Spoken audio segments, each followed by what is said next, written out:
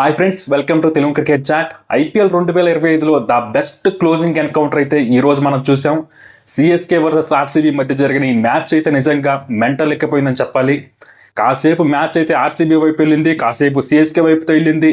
Maximum అయితే match అనేది CSK చేతిలోనే ఉంది. 80% సిఎస్కే చేతిలో ఉన్న మ్యాచ్ని ఆర్సీబీ టీం ఎలా లాగేసిందంటే నిజంగా అసలు ఏమన్నా పుల్ బ్యాక్ చేశారా నిజంగా సిఎస్కే బౌలర్స్ అయితే, ఆర్సీబీ బౌలర్స్ అయితే. యష్ దయాల్ అయితే నిజంగా అద్భుతమైన బౌలింగ్ చేశాడు. లాస్ట్ ఓవర్లో అయితే మనకి సిఎస్కే టీంకి అయితే యష్ దయాల్ అయితే ఒక నైట్ మేర్ లా కనిపిస్తున్నాడని చెప్పాలి. ఎందుకంటే మనకి లాస్ట్ ఇయర్ కూడా ఇలాంటి సిచ్యువేషనే, కాకపోతే అప్పుడు సిఎస్కే టీం ప్లే ఆఫ్ రేస్లో ఉంది, కానీ ఇప్పుడు లేదు, అంతే తేడా. కానీ ఆ లాస్ట్ ఓవర్ ప్లస్ సిఎస్కే ఇది మాత్రం డెడ్లీ కాంబినేషన్ అని చెప్పాలి. యష్ దయాల్కి అసలు ఎలా వేసాడంటే నిజంగా 13 రన్స్ కావాలి 3 balls. అలాంటప్పుడు నో బాల్ వేసాడు బాస్, నో బాల్, అది 6. ఆ తర్వాత 3 balls 6 runs మాత్రం కావాలి. కానీ అప్పుడు తను ఎలా పుల్ బ్యాక్ చేశాడు, 3 యార్కర్స్ చేశాడు, 3 singles మాత్రమే. నిజంగా అసలు యష్ దయాల్ అయితే ఏ మాత్రం కూడా ప్రెజర్ లేకుండా చాలా మంచి బౌలింగ్ చేశాడు. ఈ మ్యాచ్ గెలిచిందంటే మాత్రం ఆర్సీబీ ఖచ్చితంగా క్రెడిట్ అయితే యష్ దయాల్కి ఇవ్వాలి బౌలింగ్లో. అయితే ఇక్కడ మనం యష్ దయాల్తో పాటు ఇంకొక 2 బౌలర్స్ ఆర్సీబీ బౌలర్స్ని అయితే మనం ఖచ్చితంగా మెచ్చుకోవాలి. ఎవరంటే సుయాష్ శర్మ మరియు లుంగి ఎంగిడి. నిజంగా మ్యాచ్ గెలవటానికి యష్ దయాల్ కారణం అయినప్పటికీ అసలు ఆర్సీబీని మ్యాచ్లోకి తీసుకొచ్చింది మాత్రం సుయాష్ శర్మ మరియు లుంగి ఎంగిడే. ఎందుకంటే మనకి 16 overs తర్వాత మ్యాచ్ అనేది కంప్లీట్గా సిఎస్కే చేతిలోనే ఉంది. 24 balls 40 runs కావాలి, చేతిలో 8 wickets ఉన్నాయి, 2 సెటిల్ అయిన బ్యాట్స్మెన్స్ గ్రీజ్లో ఉన్నారు. ఇక్కడ ఆయుష్ మహేత్రా మరియు రవీంద్ర జడేజా ఇద్దరు కూడా గ్రీజ్లో ఉన్నారు. అలాంటప్పుడు కూడా మ్యాచ్ని అయితే నిజంగా ఆర్సీబీ వైపు రాగలిగిందంటే లుంగి ఎంగిడి వేసిన ఆ బౌలింగ్ వల్లే. 2 wickets తీశాడు. అక్కడ డివాల్డ్ బ్రేవిస్ అయితే నిజంగా తనైతే ఆ రివ్యూ తీసుకో ఉండాల్సిందేమో, కాకపోతే తను లేట్ చేశారు. ఇద్దరు మాట్లాడుకుంటున్నారు, జడేజా మరియు డివాల్డ్ బ్రేవిస్ అయితే ఇద్దరు మాట్లాడుకుంటున్నారు. ఏంటో అసలు టైమర్ సంగతి మర్చిపోయారా, లేకపోతే అసలు టైమర్ అనేది ఒకటి ఉంటుందని కూడా మర్చిపోయారా అర్థం కాలేదు.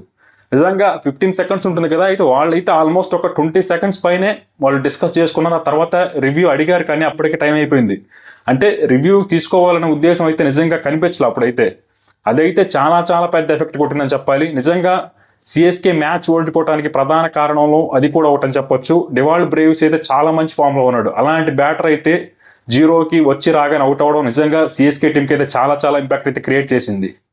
ఆ తర్వాత ఓవర్లో కూడా సుయాష్ శర్మ అయితే కేవలం 6 runs మాత్రమే ఇచ్చాడు 18th overలో. నిజంగా ధోని మరియు జడేజా ఇద్దరు గ్రేటెస్ట్ ఫినిషర్స్ని క్రీజ్లో పెట్టి కూడా ఇద్దరిని చాలా సైలెంట్గా పెట్టాడు. నిజంగా 6 runs మాత్రం ఇచ్చాడు. అక్కడ నిజంగా ఆర్సీబీ టీం అయితే గేమ్లోకి వచ్చింది.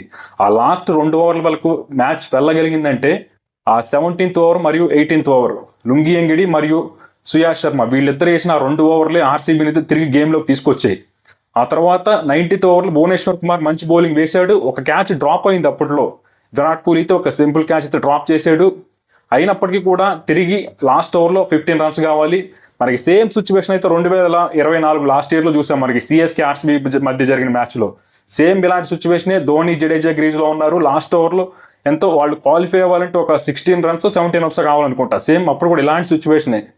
అప్పుడు కూడా యష్ దయాల్ అయితే సిఎస్కే గెలుపునైతే అడ్డుకున్నాడు. సేమ్ ఈ మ్యాచ్లో కూడా యష్ దయాల్ అయితే నిజంగా సిఎస్కే గెలుపుపై మరొకసారి నీళ్లు చెల్లాలని చెప్పాలి.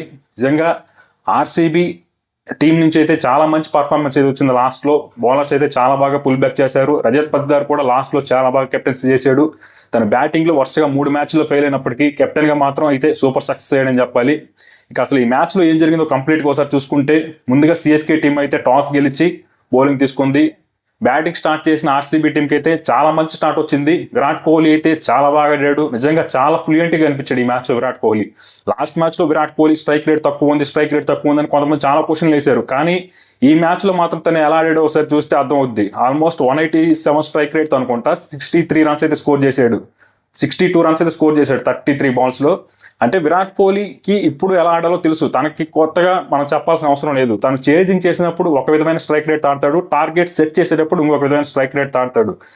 స్ట్రైక్ రేట్ అనేది టార్గెట్ సెట్ చేసేటప్పుడే మ్యాటర్, కానీ చేసేటప్పుడు అసలు స్ట్రైక్ రేట్ అనేది మ్యాటరే కాదు. విరాట్ కోహ్లీకి తెలుసు అది ఎలా ఏం చేయాలో. కాబట్టి ఈ రోజు మ్యాచ్లో మాత్రం విరాట్ కోహ్లీ అయితే చాలా మంచి స్ట్రైక్ రేట్తో బ్యాటింగ్ చేశాడు. అలాగే జాకబ్ బెథెల్ వచ్చాడు ఈ రోజు. మనకి ఫిల్ సాల్ట్ వస్తాడు అనుకున్నాం, బట్ ఫిల్ సాల్ట్ అయితే ఈ మ్యాచ్లో కూడా ఆడలేదు. జాకబ్ బెథెల్ వచ్చాడు, తను కూడా చాలా బాగా ఆడాడు. తను కూడా చాలా మంచి షాట్స్ ఆడాడు. ఓపెనింగ్ పార్ట్నర్షిప్ అయితే ఆర్సీబీ టీంకి అయితే చాలా బాగా వచ్చింది. 6 ఓవర్స్లోనే ఆల్మోస్ట్ 70 దాకా కొట్టారు. కాకపోతే ఆ తర్వాత కాస్త స్లో అయ్యారు. కానీ అయితే ఇంత మంచి ఓపెనింగ్ పార్ట్నర్షిప్ వచ్చిన తర్వాత 12 ఓవర్స్కి ఆల్మోస్ట్ 120 రన్స్ కొట్టిన తర్వాత విరాట్ కోహ్లీ మరియు జాకబ్ బెథెల్ అయితే అవుట్ అయ్యారు. ఆ తర్వాత జితేష్ శర్మ, దేవదత్ పడిక్కల్ మరియు రజత్ పతిదార్ వీళ్ళు ముగ్గురు మాత్రం నిజంగా అట్టర్ ఫ్లాప్ అయ్యారని చెప్పాలి ఈ మ్యాచ్లో. బ్యాటింగ్లో నిజంగా ఆర్సీబీకి అంత మంచి ప్లాట్ఫామ్ క్రియేట్ చేసి వెళ్ళిన తర్వాత వాళ్ళు ఓపెనర్స్, ఈ మిడిల్ ఆర్డర్ బ్యాట్స్మెన్స్ అయితే నిజంగా చాలా ముంచేశారు గేమ్ని. ఒకానొక టైంలో అయితే అసలు 180 అన్నా కొట్టగలుగుతారు అనుకున్నాం. కానీ నిజంగా రొమారియో షెఫర్డ్ అయితే నిజంగా ఏమన్నా బ్యాటింగ్ చేశాడా లాస్ట్ 2 ఓవర్లో. లాస్ట్ 2 ఓవర్లోనే 54 పరుగులు వచ్చాయి.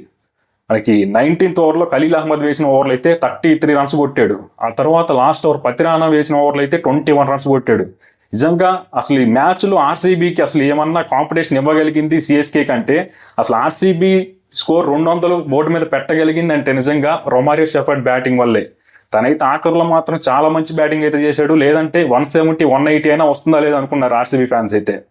నిజంగా క్రెడిట్ అయితే ఖచ్చితంగా బ్యాటింగ్లో అయితే విరాట్ కోహ్లీ మరియు జాకబ్ బెథెల్ అలాగే రొమారియో షెఫర్డ్ ఇలా ముగ్గురికి అయితే ఇవ్వాలి ఈరోజు. దాంతో ఆర్సీబీ టీం అయితే 20 ఓవర్లో 213 పరుగులు అయితే బోర్డు మీద పెట్టగలిగింది. అంటే 213 పరుగులు సరిపోతుందా అంటే కూడా కాస్త డౌటే. ఎందుకంటే వీళ్ళకి వచ్చిన స్టార్ట్కి ఏ 230 ఏ 240 కొడతారు అనుకున్నారు అందరూ, కానీ అలా జరగలేదు.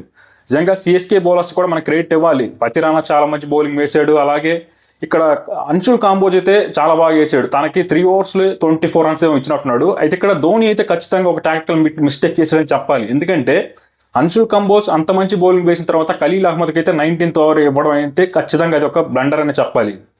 ఎందుకంటే ఖలీల్ అహ్మద్ ఆల్రెడీ తనే 2 ఓవర్లు వేసి చాలా బాగా రన్స్కి వెళ్ళిపోయాడు. అలాంటప్పుడు అంశుల్ కాంబోజ్కి ఇచ్చుంటే బాగుండేదేమో, అంత స్కోర్ వెళ్లకుండా ఉండేదేమో. కానీ ధోని అయితే అలా చేయలేదు. ఖలీల్ అహ్మద్ని నమ్మాడు, తనైతే రన్స్కి వెళ్ళాడు. కాబట్టి ఓవరాల్గా చూసుకుంటే 20 ఓవర్లో 213 పరుగులు అయితే ఆర్సీబీ టీం అయితే బోర్డు మీద పెట్టగలిగింది.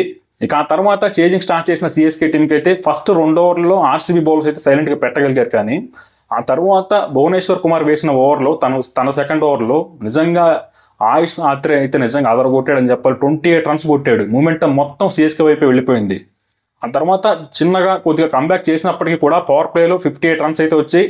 2 వికెట్స్ కోల్పోయినప్పటికీ కూడా ఆ తర్వాత మాత్రం ఆయుష్ మాత్రే మరియు జడేజా మధ్య అయితే ఆల్మోస్ట్ 114 పరుగులు పార్ట్నర్షిప్ వచ్చింది. అసలు వీళ్ళిద్దరు ఆడుతున్నప్పుడు అయితే ఆర్సీబీ అయితే అసలు గేమ్లో లేదని చెప్పాలి. కంప్లీట్గా సిఎస్కే వైపే ఉంది. అలాంటి గేమ్ని అయితే నిజంగా సిఎస్కే వైపు నుంచి మళ్ళీ ఆర్సీబీ వైపు తీసుకువచ్చారు అంటే మాత్రం ఖచ్చితంగా క్రెడిట్ అయితే మనం సుయాష్ శర్మకి, అలాగే కృణాల్ పాండ్యా కూడా చాలా మంచి బౌలింగ్ వేశాడు మిడిల్ ఓవర్లో. తను కూడా మిగిలిన బౌలర్స్ అయితే రన్స్కి వెళ్తున్నప్పటికీ కూడా కృణాల్ పాండ్యా అయితే చాలా బాగా బౌలింగ్ చేశాడు. అలాగే లుంగి ఎంగిడి కూడా ఈరోజు జాష్ హేజల్వుడ్ అయితే మ్యాచ్ ఆడలేదు. తనకే ఏదో మరి ఇంజరీ ఉందో ఏదో తెలియదు. కానీ జాష్ హేజల్వుడ్ ప్లేస్లో లుంగి ఎంగిడి అయితే వచ్చాడు. నిజంగా హేజల్వుడ్ లేని లోటు అయితే పెద్దగా కనిపించకుండా చేశాడు లుంగి ఎంగిడి మ్యాచ్లో. తను చాలా బాగా పర్ఫామ్ చేశాడు.